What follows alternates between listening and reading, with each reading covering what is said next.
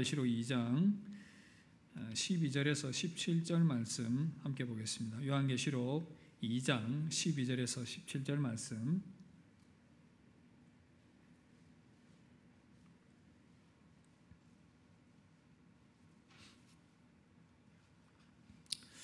다 찾으신 줄 알고 교독하도록 하겠습니다. 버가모 교회의 사자에게 편지하라.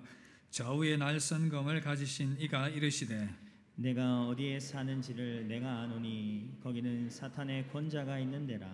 내가 내 이름을 굳게 잡아서 내 충성된 증인 안디바가 너희 가운데 곧 사탄이 사는 곳에서 죽임을 당할 때에도 나를 믿는 믿음을 저버리지 아니하였도다. 그러나 내게 두어 가지 책망할 것이 있나니 거기 내게 발람의 교훈을 지키는 자들이 있도다. 발람이 발락을 가르쳐 이스라엘 자손 앞에 걸림돌을 놓아 우상의 제물을 먹게 하였고 또 행음하게 하였느니라. 이와 같이 내게도 니골라 당의 교훈을 지키는 자들이 있도다. 그러므로 회개하라. 그리하지 아니하면 내가 내게 속히 가서 내 입의 검으로 그들과 싸우리라. 귀 있는 자는 성령이 교회들에게 하시는 말씀을 들을지어다. 이기는 그에게는 내가 감추었던 만나를 주고 또 흰 돌을 줄 터인데 그 돌 위에 새 이름을 기록한 것이 있나니 받는 자 밖에는 그 이름을 알 사람이 없느니라. 아멘. 할렐루야. 주의 날, 복된 주의 날, 주의 전으로 나온 여러분들을 주님의 이름으로 환영합니다. 우리 옆 사람과 교제할까요? 참 잘 오셨습니다. 주 안에서 행복하세요. 아멘. 하나님의 은혜와 또 여러분들의 지지로 지난 주일날 위임식과 은퇴식 마치게 되어서 하나님께 감사드립니다. 준비하시느라 수고하신 우리 당의 장로님들과 교육자들, 또 환경을 꾸미고 여러 가지 또 물품들을 준비해 주시는데 힘써 주신 모든 분들, 또 당일에 또 오신 손님들을 위해서 떡을 제공해 주신 귀마동 장로님, 그리고 물심양면으로 격려해 주신 우리 모든 성도님들께 진심으로 감사의 말씀을 드립니다. 모든 것이 하나님의 은혜였고요. 앞으로도 더욱더 우리 성북교회가 믿음 안에서 잘 성장해 나가고 세워질 것을 믿습니다. 그런 기대감을 가지고 함께 달려가도록 하겠습니다. 이 시간은 요한계시록 초대교회의 세 번째 시간인데 버가모 교회에 대한 부분입니다. 싸워 이겨야 할 세속문화라는 제목으로 여러분들을 말씀으로 섬기도록 하겠습니다. 우리가 살아가고 있는 이 삶의 환경은 우리에게 많은 영향을 미치게 되어 있습니다. 삶의 환경이 우리에게 영향을 미치는 것은 어쩔 수가 없는 것입니다. 제가 대구 오기 전에 이전에 살았던 곳에 야구장이 있었습니다. 그리고 마침 그 때 맞춰가지고 지역 야구단이 프로 야구단이 생겼습니다. 사실 야구를 그렇게 좋아하는 편은 아니었는데요. 야구단이 가까이 생기고 그러니까 자연히 관심이 가게 되었고, 저는 또 그 당시에 목회 사역보다는 이제 교수 사역에 좀 더 집중을 하고 있던 상황이었기 때문에 시간적 여유가 조금 있었습니다. 아이들도 초등학교 때고 하니까 자주 이제 야구장에 갔던 그런 기억이 있습니다. 그런데 이 야구 시합이 있는 날이면 동네가 떠들썩한 겁니다. 그냥 이렇게 주차를 하느라고 차들이 막 다니고 빵빵거리고 뭐 치킨 사들고 뭘 거 사들고 이렇게 막 사람들이 막 다니지 않습니까? 근데 그런 걸 보고 있으면 괜히 또 야구장에 가고 싶은 거예요. 그냥 뭐 갈 스케줄도 아닌데 보니까 또 가고 싶어가지고 야 야구 보러 가자. 애들도 데리고 한 번 갈 거 두 번 가고 두 번 갈 거 세 번 가고 뭐 그렇게 했던 기억이 있습니다. 그러다가 또 이제 이사를 다른 지역으로 가게 되었죠. 그랬더니 자연히 그 이제 야구장과 멀어지니까 그런 또 상황들, 환경들로부터 또 멀어지게 되었고 자연히 또 관심이 멀어지게 되는 이제 그런 것들을 경험을 할 수가 있었습니다. 이렇게 우리가 살아가고 있는 주변 환경은 우리의 삶에 많은 영향을 미치고 있습니다. 오늘 버가모 교회 말씀을 보니까 버가모라는 지역에 세워진 이방 교회였는데 이 버가모 교회도 주변 지역에 의해서 그 환경에 의해서 교인들이 많은 영향을 받고 있었던 것을 볼 수가 있습니다. 버가모 교회가 살고 있던 이 버가모 지역은요, 어떤 환경이었겠습니까? 큰 테두리 안에서 본다면 하나는 핍박의 환경이었고 또 하나는 유혹의 환경이었습니다. 이 두 환경이 공존하고 있었던 것입니다. 그래서 이제 이 두 환경 가운데 영향을 받고 있던 버가모 교회가 참 어떤 또 교인들이 영향을 받았을지 요한계시록 2장 13절 보시면 내가 어디에 사는지를 내가 아노니 거기는 사탄의 권자가 있는 데라 그렇게 말씀을 하고 있습니다. 사탄의 권자가 있다라고 말씀하시는 걸 보니까 버가모 지역이 상당히 우상이 많이 있던 그런 지역이었다라는 것을 생각을 해볼 수가 있겠지요. 실제로 이 버가모 지역에 보면 제우스 신전도 있었고요, 로마 황제를 위한 하드리아누스 신전이라고 했는데 또 치료와 의술의 신인 에스클레피오스, 술의 신전인 디오니소스, 그 다음에 아스클레피우스라고 하는 이 뱀을 섬기는 뱀의 신전이 있었습니다. 그래서 이 지역이 그렇게 많은 우상의 제단이 있었던 곳이었다라고 볼 수가 있습니다. 그런데 이 버가모 교인들을 향해서 우리 주님이 칭찬을 하신 부분이 있는데 바로 이 교인들이 핍박의 환경과 상황 가운데에서는 이겨냈던 것입니다. 우상 숭배를 강요받을 때에 그것을 이겨내고요, 그 가운데서 순교자도 나오기도 했던 것입니다. 그래서 요한계시록 2장 13절 보시면 내가 내 이름을 굳게 잡아서 내 충성된 증인 안디바가 너희 가운데 곧 사탄이 사는 곳에서 죽임을 당할 때에도 나를 믿는 믿음을 저버리지 아니하였도다. 그렇게 말씀을 하고 있습니다. 이 안디바는 역사 자료에 의하면 버가모의 감독이었고요, 도미티안 황제 때에 이 황제 숭배를 거부하다가 순교했다는 그런 기록이 있습니다. 쉽게 말해서 버가모 교회의 담임 목사님이 순교를 당한 겁니다. 큰일 났지요. 우리 이 나라도 일제 강점기 때에 그런 일들이 있었지 않습니까? 주기철 목사님이라든지 손양은 목사님 이런 분들이 일제와 또 공산당에 의해서 순교당하게 되는 그런 일들이 있었습니다. 여러분, 한 사람의 순교는 다른 사람들의 신앙에 많은 영향을 줍니다. 긍정적 영향이지요. 베트남 전쟁을 참전했던 한 이 군인분에게 그런 이야기를 들을 기회가 있었습니다. 전쟁이 나면 누구나 다 무섭지 않겠습니까? 총알이 막 날아다니는데 생명의 위협이 느껴지는 그 상황 가운데에서 거의 대부분은 이제 벙커 위에서 이렇게 총을 쏜다고 합니다. 이렇게 막 이렇게 쏘다가 그렇게 하다가 우연찮게 또 같이 전쟁을 치르던 한 동료가 총을 맞아서 쓰러지게 되는 겁니다. 너무 친한 동료가 총을 맞고 쓰러지는 것을 봅니다. 그러면 이제 눈에 핏발이 서는 것이죠. 그때부터는 이제 어디서 용기가 나왔는지 이제 본격적으로 이제 벙커 밖에 나와서 총을 쏘고 하는 그런 전쟁이 시작이 된다라는 그런 이야기를 들은 적이 있습니다. 여러분, 이제 믿음 안에서 이렇게 같이 신앙생활을 하던 동료가 순교를 당했습니다. 그러니 버가모 교회 교인들도 마음을 다해서 이 상황을 대처하기 위해서 열심히 믿음 생활하고 주님을 믿는 그 믿음을 저버리지 않았던 것입니다. 오늘 예배 자리에 나와서 처절한 신앙의 싸움을 싸우고 있는 분들도 계실 것입니다. 그런 분들에게 하나님의 크신 위로와 주님의 은혜가 가득하시기를 바랍니다. 우리 주님께서 그 힘든 싸움을 칭찬하실 것입니다. 순교적 상황은 아닐지라도 믿음을 지키기 위해서 힘쓰고 애쓰는 여러분들에게 하나님의 크신 위로와 평강이 가득하시기를 바랍니다. 그런데 여러분, 예수님께서 버가모 교인들을 책망하기도 하셨습니다. 왜 그랬겠습니까? 사탄의 또 다른 공격에 넘어갔기 때문입니다. 사탄은 외적인 핍박을 통해서 믿음에서 멀어지게 만들려고 막 공격을 해왔습니다. 그런데 의외로 버가모 교회 교인들이 잘 버티는 겁니다. 그러니 전략을 바꾸었습니다. 바로 유혹의 전략을 쓰기 시작했던 것입니다. 유혹의 환경으로 교회를 넘어지게 만든 것이었습니다. 오늘 말씀해 보니까 발람의 교훈과 니골라당의 교훈이 소개됩니다. 14절 15절에 보시면 발람의 교훈, 니골라당의 교훈, 이게 무엇이겠습니까? 이 발람의 교훈은요, 구약시대 때 발람이 이스라엘 백성들을 성적으로 타락하게 만든 사람이었습니다. 이 말씀의 배경이 민수기 25장으로 거슬러 올라가게 됩니다. 이스라엘 백성들이 이제 광야로 나왔습니다. 약속의 땅 가나안 땅에 들어가기 위해서요.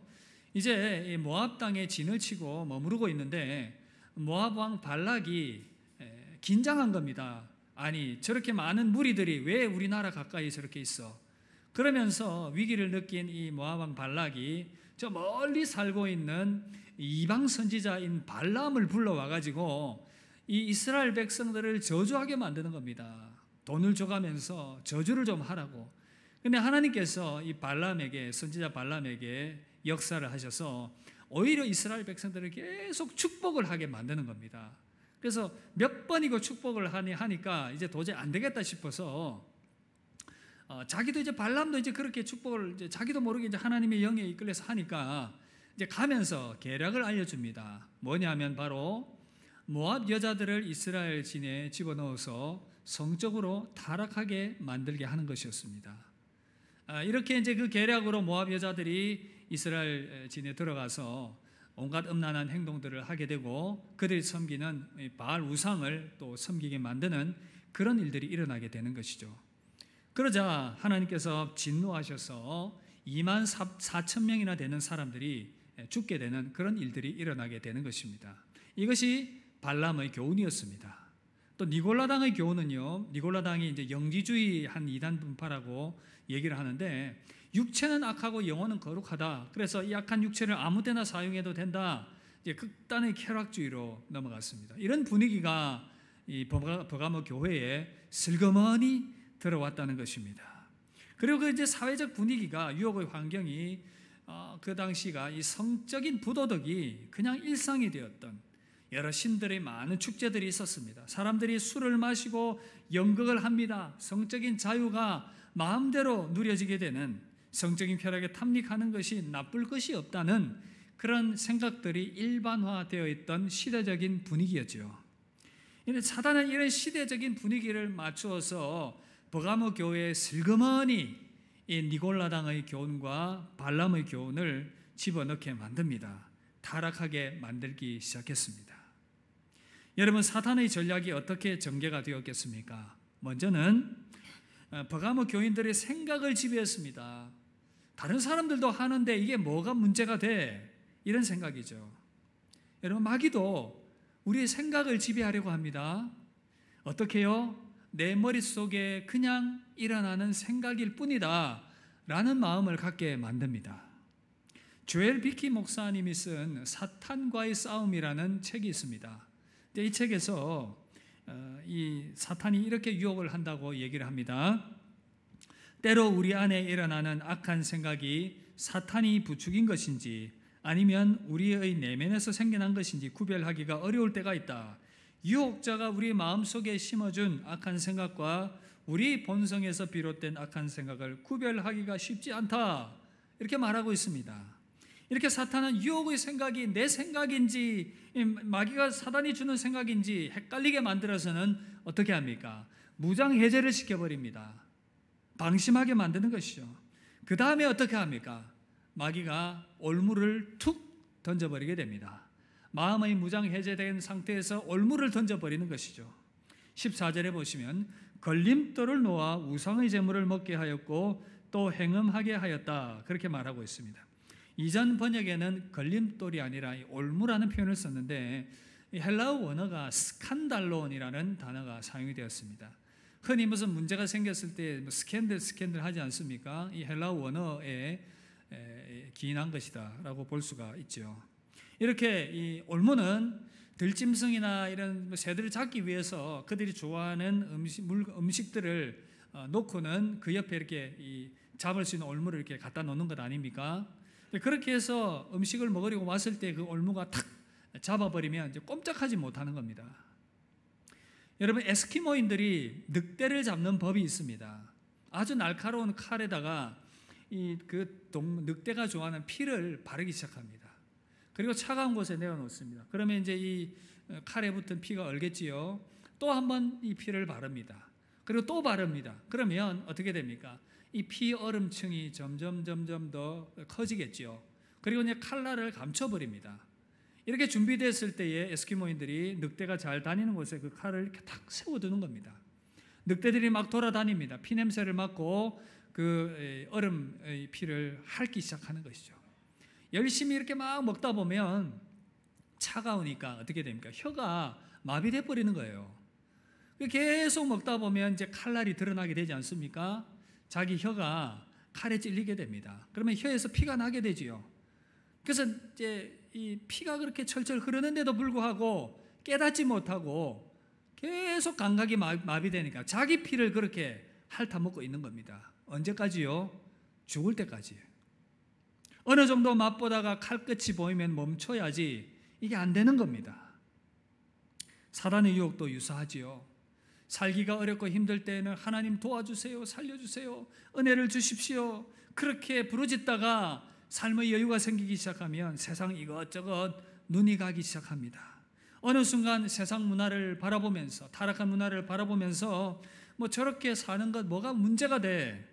라는 생각으로 마귀가 우리의 생각을 지배하면서 또 유혹을 하게 되는 것입니다. 그때 마귀가 유혹의 미끼를 툭 던져버립니다. 그것을 덥석 물게 되면 이제 큰일 나는 것이죠. 여러분, 다윗도 보십시오. 치열한 전쟁을 치르고 정복 전쟁을 할 동안에는 하나님의 은혜와 도우심을 그렇게 많이 의지했습니다. 하나님, 내가 주님을 의지하면서 적진을 향해 달리며 담을 뛰어넘나이다. 주님의 힘으로 칼을 휘두르고 창을 휘두릅니다. 나의 생명을 보존하시고 지켜주시옵소서. 그렇게 하나님을 향하여 부르짖던 다윗, 이제는 많은 땅이 평정되고 안정이 되고 넓어지니까 마음의 무장해제가 되었습니다. 그리고 이제 어느 날 옥상을 거닐게 되는 것이죠. 목욕하고 있는 여인을 보게 됩니다. 죄의 욕심이 발동했습니다. 다윗의 생각이 마비되었습니다. 내가 왕인데 한 여인을 취하는 것이 뭐가 문제가 돼? 뭐 그럴 수 있겠지요. 뭐 처첩들도 많으니까. 마귀는 일단 마귀의 생각을 지배해서, 다윗의 생각을 지배해서 사로잡았습니다. 그리고는 이렇게 이 유혹을 툭 던지니까 다윗도 어김없이 그 유혹에 넘어져 버리고 맙니다. 바세바를 취하고 난 이후에 그것을 감추기 위해서 충신 우리아를 죽이기 위한 살인 교사의 죄를 저지르게 됩니다. 전쟁의 일선에 내보내버리는 것이죠. 우리도 그럴 수 있지 않겠습니까? 신앙이 어려울 때, 삶이 어려울 때 하나님께 부르짖으면서 하나님의 도우심을 구하면서 그렇게 믿음의 삶을 전투적으로 살아가던 우리들이었는데 어느 순간 여유로워지니까 그 틈을 타고 유혹이 들어오는 것입니다. 여러분, 그런데 이 유혹의 올무에 한번 걸려들게 되면 빠져나오기가 참 힘들다는 겁니다. 말씀 중에 제가 철로 역정을 자주 인용을 하는데 신앙 여정을 너무나도 잘 묘사한 기독교 고전이기 때문에 여러분들 중에 관심 있는 분은 꼭 한번 읽어보시기를 바랍니다. 이 철로 역정에 보면 주인공 크리스찬이 해석자의 집이라는 곳에 이르게 됩니다. 이곳은 어떤 곳이냐면 각 방이 있는데요, 그 방마다 앞으로 믿음의 길을 걸어가게 될 때 만나게 될 위험에 대해서 경고하는 내용들로 채워져 있는 방들이었습니다. 그런데 어느 방문을 열었는데 칠흑같이 캄캄한 어두움이 있는 겁니다. 그런데 가만히 보니까 어떤 사람이 철장에 갇혀서 꼼짝하지 못하고 거기 앉아 있는 겁니다. 깜짝 놀란 주인공 크리스찬은 이 사람에게 이야기를 합니다. 아니, 당신 왜 이런 모습으로 여기에 이렇게 비참하게 앉아 있습니까? 그랬더니 이 사람이 이렇게 이야기를 합니다. 예, 저는 제가 이렇게 될 거라고는 상상을 하지 못했어요. 이전에는 믿음에 관해서라면 누구 못지않게 나날이 성장하는 길을 걸었지요. 그런데 늘 조심하고 성실하게 살지 못했어요. 욕망이 이끄는 대로 정신없이 따라갔어요. 마귀의 유혹에 넘어가서 내 중심에 받아들이고 말았어요. 이제 저의 마음이 너무 딱딱해져서 돌이킬 수조차 없게 되었어요. 세상 욕망과 쾌락과 유익해 보이는 것들을 너무 좋아했던 것이죠. 더 이상 이 철장 속을 벗어날 수 없을 것 같은 두려움과 절망이 몰려옵니다. 여러분, 이 사람은 세상의 유혹과 쾌락에 빠져서 헤어나올 수 없을 것 같은 그런 철장 속에 갇혀버렸습니다. 마귀는 이처럼 믿음의 사람도 끊임없이 유혹하여서 그 죄의 유혹에 빠지게 만들고 철장 속에 가둬버리는 이 일들을 하려고 호시탐탐 노리고 있다는 것입니다. 마귀의 최종적인 목표는 그리스도인 된 저와 여러분들이 이러한 죄의 올무에 빠져서 철장에 갇힌 것과 같은 무기력한 인생을 살아가게 하는 것이 사단의 목표인 것이죠. 그리스도인인지 아닌지 구분도 되지 않는 무기력한 인생을 살아가게 하고 낭비하는 인생을 살아가게 만드는 것이 마귀의 최종적인 목적인 것입니다. 그런데 얼마나 많은 그리스도인들이 이 유혹과 시험에 넘어져서 마귀의 철장에 갇혀서 허우적거리고 있는지 모릅니다. 여러분, 육체를 따라서 사단의 유혹에 빠져 살아가는 것이 당장은 달콤합니다. 하지만 그 결과가 아주 나쁘다는 것이죠. 사망의 열매를 맺게 됩니다. 얼마나 많은 사람들이 이 죄의 유혹에 빠져서 그 결말이 비참하게 끝나버렸습니까? 여러분, 이 세상에도 보면 많은 권력자들이 그런 올무들에 빠져서 유력한 정치인들이 타락의 길과 멸망의 길을 걸어가는 것을 보게 됩니다. 교계의 많은 지도자들이, 심지어 목사들도 그러한 위험에 빠져서, 그러한 올무 가운데 빠져서 정말 비참한 그런 삶을 마감하게 되는 그런 모습들을 얼마든지 우리는 볼 수가 있는 것입니다. 잠언 7장 22절에 보시면 음행하러 가는 젊은이에 대해서 이렇게 묘사를 합니다. 젊은이가 곧 그를 따랐으니 소가 도수장으로 가는 것 같고 미련한 자가 벌을 받으려고 쇠사슬에 매이려 가는 것과 같도다. 여러분, 음행에 빠지는 것이 마치 소가 도살장에 죽으러 가는 것과 비슷하더라는 겁니다. 그 영혼을 쇠사슬에 올가 매이려고 가는 그러한 모습, 죽음의 길을 가고 있더라는 것입니다. 로마서 8장 6절 뭐라고 말씀합니까? 육신의 생각은 사망이요, 육신의 생각이 사망으로 나아간다. 영의 생각은 생명과 평안이다. 이처럼 육신의 생각과 행동의 결과로 죄의 올무에 빠지게 되면 그 결과가 좋다면 괜찮은데, 그런데 그 결말이 결국 사망이고 망하는 길이기 때문에 우리에게 문제가 된다는 것입니다. 그렇다면 우리는 어떻게 이 마귀의 올무에서, 사단의 올무에서 벗어날 수 있겠습니까? 16절 말씀입니다. 우리 함께 읽겠습니다. 시작. 그러므로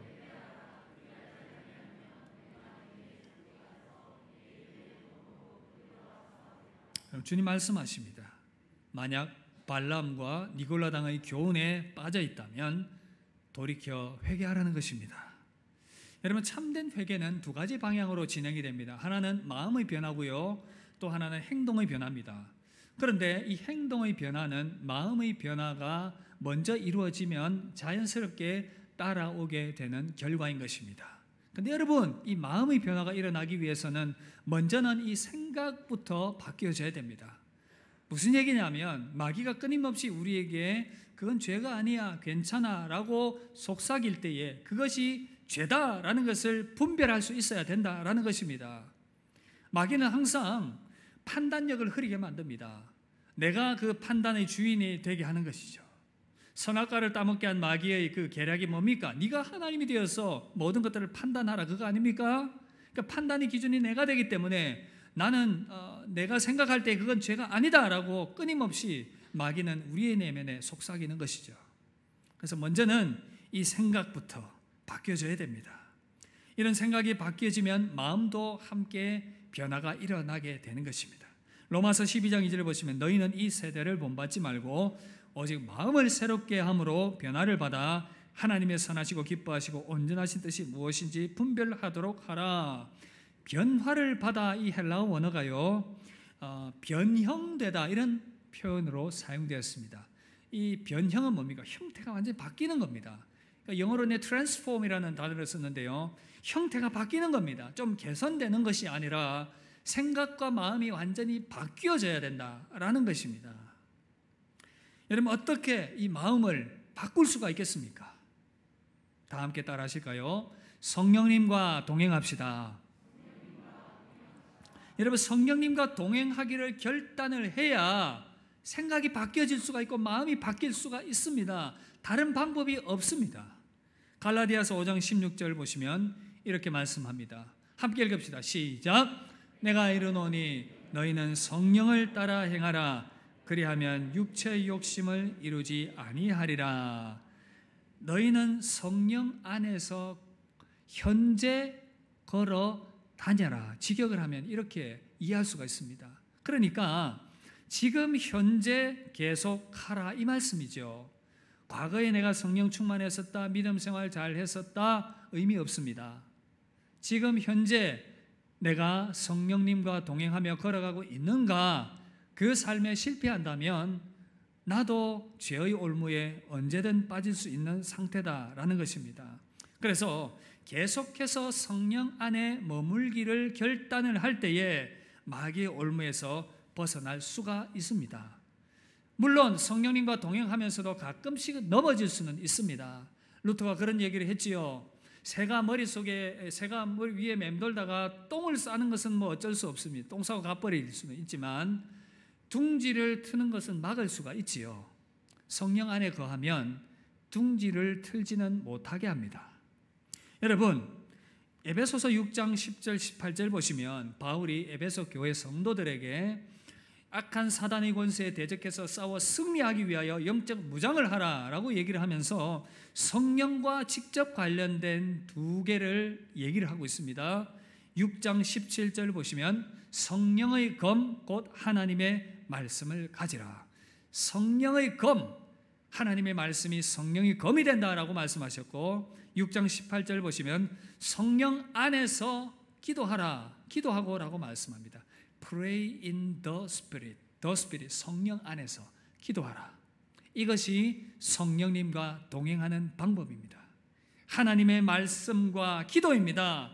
성령의 검인 하나님의 말씀을 늘 가까이 하고 그 말씀으로 악한 사단의 유혹이 몰려올 때에 그것으로 싸워 물리쳐야 하는 것이죠.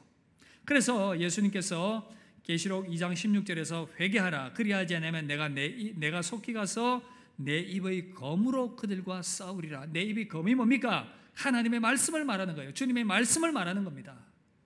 그래서 우리는 주님의 말씀으로 싸우며 나아갈 때에 사단의 견고한 진을 파할 수 있음을 믿습니다. 그리고 또한 성령 안에서 기도해야 한다, 그렇게 말씀합니다. 기도를 통해서 성령님과 동행하면 악한 권세의 유혹과 시험을 능히 이길 수가 있다는 것입니다. 제가 말씀을 준비하다 보면 가끔씩 성령께서 저에게 어떤 이 사건이나 찬양을 이렇게 깨닫게 하실 때가 있더라고요. 그래서 이 말씀 준비하다가 찬송가 263장 찬양이 생각이 났는데 이런 내용이죠. 이 세상 험하고 나 비록 약하나 늘 기도 힘쓰면 큰 권능 받겠네. 여러분, 이 세상 정말 악하고 나도 약합니다. 그러나 기도 힘쓰면 성령으로부터 오는 큰 권능을 받아서 이겨낼 수 있다는 것입니다. 저는 우리 성북교회가 처음 부임했을 때에 정말 많이 새벽 기도에 나오시는 것들을 보고 크게 마음에 감동이 되었습니다. 원로 목사님께서 참 기도 훈련 잘 시켜 놓으셨구나, 너무 감사했습니다. 그런데 요즘 새벽 기도를 보니까 제 눈이 잘못된 것인지 조금 줄은 것 같은 그런 모습이었습니다. 저 마음 가운데 두려움이 있습니다. 이 약한 세대 이겨내려면 더 열심히 기도해야 되는데 여러분, 더 기도에 열심 내시길 바랍니다. 그리고 금요 기도에도 여러분 나와서 기도하십시오. 교회를 위해서 기도하시고 여러분들을 위해서 기도하십시오. 저는 금요 기도의 시간이 너무 좋습니다. 왠지 아십니까? 저의 지친 영혼을 회복시키는, 뜨겁게 회복시키는 시간이 바로 금요 기도의 시간이기 때문인 것이죠. 그래서 여러분, 정말 그렇게 의무감이 될 수도 있겠지만 그러나 그렇게라도 십자가를 지면 하나님께서 주시는 큰 은혜가 있더라고요. 그래서 여러분, 기도함으로 우리 악한 세상을 승리하며 나아갈 수 있기를 바랍니다. 사랑하는 성도 여러분, 생명의 성령께서 말씀과 기도로 성령님과 현재 내가 동행하며 걸어간다면 우리는 죄의 습성에 빠져들지 않을 것입니다. 죄의 올무에 사로잡히지 않을 것입니다. 늘 성령님과 동행하며 주님과 함께 그렇게 살아가다 보면 죄의 족쇄는 점점 더 힘을 잃게 되고 성령께서 주시는 해방과 자유함을 우리는 누리게 될 것입니다. 그 안에서 정말 신앙생활의 참된 기쁨과 은혜와 능력을 맛보게 되는 것입니다. 이렇게 늘 성령과 동행하며 죄의 유혹을 물리치고 믿음 안에서 기뻐하며 살아가는 저와 여러분들 되시기를 주님의 이름으로 축복합니다.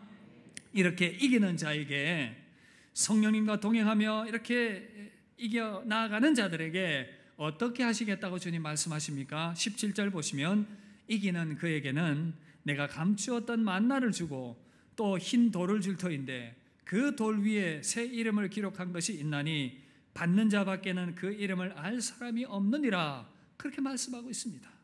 여러분, 두 가지 얘기합니다. 감추인 만나와 흰 돌을 줄 것이다. 감추인 만나가 무엇이겠습니까? 우리 주님이십니다. 주님이 주시는 생명 양식입니다. 요한복음 6장 35절 보시면 예수께서 이르시되 내가 생명의 떡이니 내게 오는 자는 결코 줄이지 아니할 터이요 나를 믿는 자는 영원히 목마르지 아니하리라. 여러분, 우리가 많은 사람들이 이렇게 이 발람의 교훈과 니골라당의 교훈을 따라서 그렇게 쾌락과 이 세상의 것을 쫓아 살아가 보지만 계속해서 목마른 겁니다. 계속해서 갈증이 일어나는 겁니다. 채우면 채울수록 더 목말라서 계속 거기에 빠져버리는 진정한 만족이 없는. 그러나 주님 뭐라고 말씀합니까? 야, 너희들 발람과 니골라당의 교훈에 빠져서 지쳤지? 내가 주는 생명의 만나 먹어봐. 이것이 더 좋은 거야, 더 행복한 거야, 더 만족스러운 거야. 주님 그렇게 말씀하시는 겁니다. 이기는 자에게 우리 주님께서 이 생명의 만나를 주시면서 이 악한 세상 가운데서도 주님으로 인하여 기뻐하며 만족하며 즐거워할 수 있는 영혼의 참 만족과 기쁨을 우리 가운데 주시겠다고 주님 말씀해 주시는 것입니다.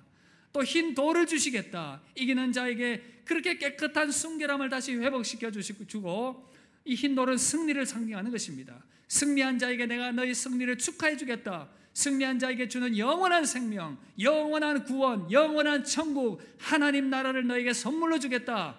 주님 우리에게 그렇게 약속해 주고 있는 것입니다. 사랑하는 성도 여러분, 말씀을 마무리하겠습니다. 오늘 버가모 교회를 향한 주님의 음성을 듣습니다. 요한계시록 A 말씀은 이 시대를 살아가는 저와 여러분들을 향한, 교회를 향한 동일한 말씀이기도 한 것입니다. 발람과 니골라당의 교훈에 발목이 잡혀 있다면 빠져나오십시오. 거기에 소망이 없습니다.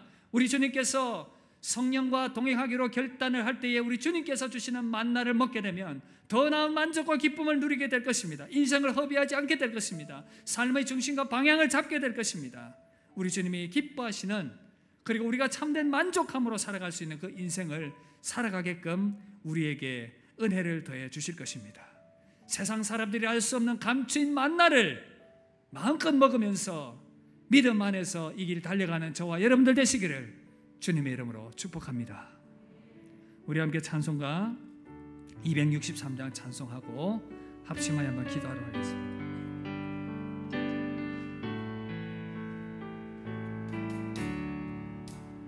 이 세상 험하고 나 비록 약하지만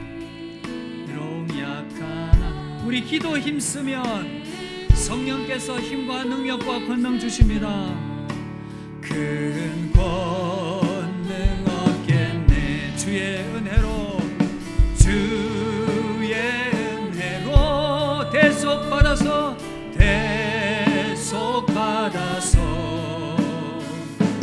피와 같이 붉은 죄 눈같이 주님의 권능은 주님의 권능 한없이 크십니다. 모든 죄의 올무를 끊고도 남음이 있습니다. 돌 같은 내 마음, 돌 같은 내 마음 곧 녹여주소. 주의 은혜로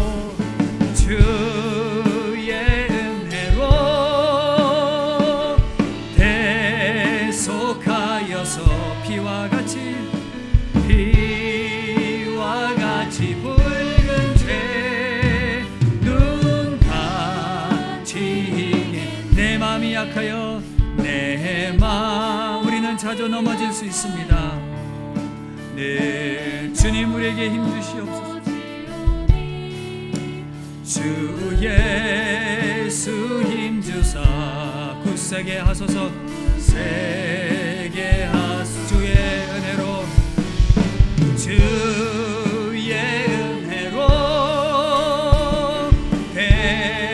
대속받아서 피와 같이 붉은 죄 눈 시간 합심하여 한번 기도합시다.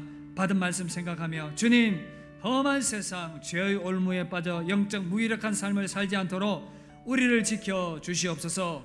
늘 성령님과 동행하기를 결단하며 말씀과 기도로 깨어있는 삶을 살아가게 하여 주시옵소서. 하늘의 신령한 만나를 맛보며 살아가게 하여 주시옵소서. 우리 합심하여 한번 기도하도록 하겠습니다. 기도하겠습니다.